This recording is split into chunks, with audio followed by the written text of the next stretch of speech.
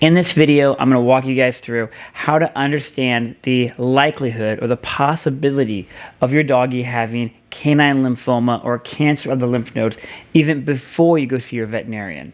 Hey everybody, my name is Dan, I'm a veterinarian, and welcome to the channel. Canine lymphoma, guys, is incredibly common, unfortunately. We see it almost on an every couple week basis at the vet hospital. Canine lymphoma affects almost any dog breed. It affects almost any age, and it's a cancer of the lymph nodes. Now, the lymphatic system is something we don't talk about too commonly. We think of the cardiovascular system and arteries and veins, but the lymph system actually carries away third space fluid, and it collects white blood cells, we'll say, and it also filters infection. So, for example, your doggy is going to have lymph nodes all over their body. They have them under their jaw, armpits, above their scapula, in their abdomen, in their inner thighs, behind their kneecaps. They have lymph nodes everywhere. And I want you to think of lymph nodes as just a system that filters out bad stuff like infection, and it also collects and has white blood cells in it because that's where a lot of them can congregate or live, and it's a really important part of the dog's body. Here's the deal. When a dog gets lymphoma, those lymph nodes get huge. They get inflamed, and they are very prominent and easy to feel and see. In a normal dog, guys, you see the lymph nodes, and they don't really pop out to you too much. Maybe you can see it under the jaw a little bit, but if you're going to palpate or touch your dog for swollen lymph nodes, you will go to these areas that are most likely to have lymph nodes. Now, all these locations you can palpate the lymph node on a healthy dog. However, if you have lymphoma, they are very prominent. With lymphoma or cancer of the lymph nodes, almost all the lymph nodes will get big. That is a big difference between other problems. As I mentioned earlier, lymph nodes can get infected, and they will swell and get infected from infection. For example, guys, the jaw right here, these lymph nodes that live here, we call them dirty lymph nodes because the mouth is a little more dirty, right? So dogs eat stuff, they can get trauma in their mouth from eating hard stuff or chewing on bones, and those lymph nodes are going to be actively working to clean out anything that's infected or anything that's gross in the mouth. So if the lymph nodes under the jaw are a little bit big, or one is a little bit big, that's not as concerning. That could just be infection or inflammation. The kicker is, if you have multiple lymph nodes that are big, that makes us more worried. So if you have the jaw lymph nodes, and you look at your doggy and you can see the scapular lymph nodes are kind of bulging right here, or if you press on them, you can feel a little lump there, and it's easy to palpate, that's concerning. If you go under the armpits or the inner thighs, and the big one that a lot of us look for is the popliteal lymph node, and that's the lymph node behind the kneecap. If you go behind the kneecap and you press and you palpate on the back of the back leg, you should be able to feel maybe a little lymph node. But if your fingers jump back and forth between a bigger lymph node, that's concerning. What I want to drive home today, guys, is if you are feeling lymph nodes covering your entire doggy and they are easy to palpate, you can feel all the lymph nodes, you may have a problem or a lymphoma or cancer of the lymph nodes.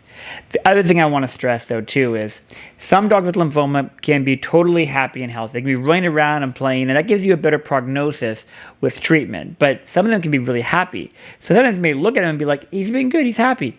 That does not mean we don't have cancer. And others can be incredibly sick. So there is definitely a difference sometimes with what you are presented with. But if all the lymph nodes are swollen, we need to be thinking of a couple things. One, lymphoma. Could I have cancer in all the lymph nodes on my dog? Number two, do I have some kind of infection? Is there an infection that's going through my entire dog systemically, making all the lymph nodes big? Because the lymph nodes are for infection, right? Or inflammation. Do I have some sort of inflammatory process that's causing inflammation to all the lymph nodes? If all the lymph nodes are big on your doggy, there's most likely something going on, and you should go to the veterinarian if you ever feel like all the lymph nodes are big. Of course, you can't diagnose lymphoma at home. You need to go see a veterinarian to get it diagnosed. However, it's really important, guys, that when you're at home, you're able to look at your dog and do some basic things to get a better idea of how serious things are before you go in. It's really nice to be able to front load yourself and be like, oh yeah, all the lymph nodes are huge. This could be a major issue. What the veterinarian is going to do when you go in is they will do a cytology. So they'll take a needle and they will poke a lymph node or two.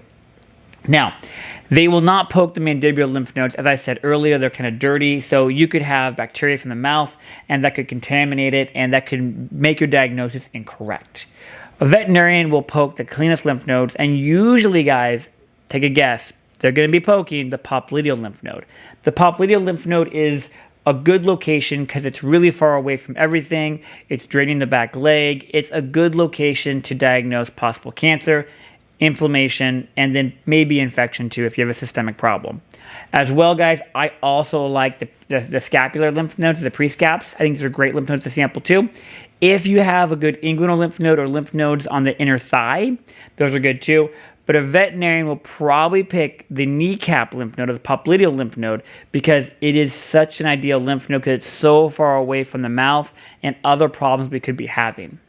After your veterinarian samples multiple lymph nodes, they will do something where they put it on a microscope slide and then they will look at it.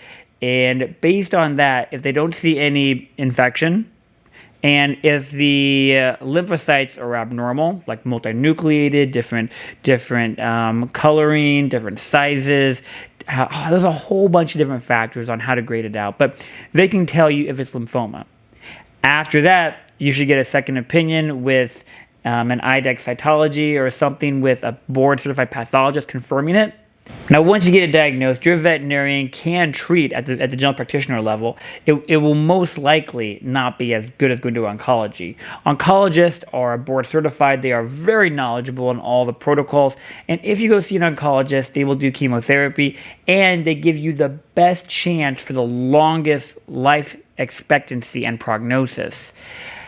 General practitioners have a handful of medicines in their back pocket that can prescribe for lymphoma, but seeing an oncologist is definitely the gold standard if you're able to, if you're comfortable with that, and don't feel obligated. A lot of people don't feel comfortable doing chemotherapy on their dog, and that's okay too.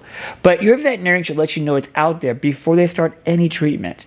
Sometimes as general practitioners, if we start something, it can affect the overall prognosis if you want to go see an oncologist. So your veterinarian, what I always do, I'm always like, hey, do you want to go see somebody? I mention it 3 times.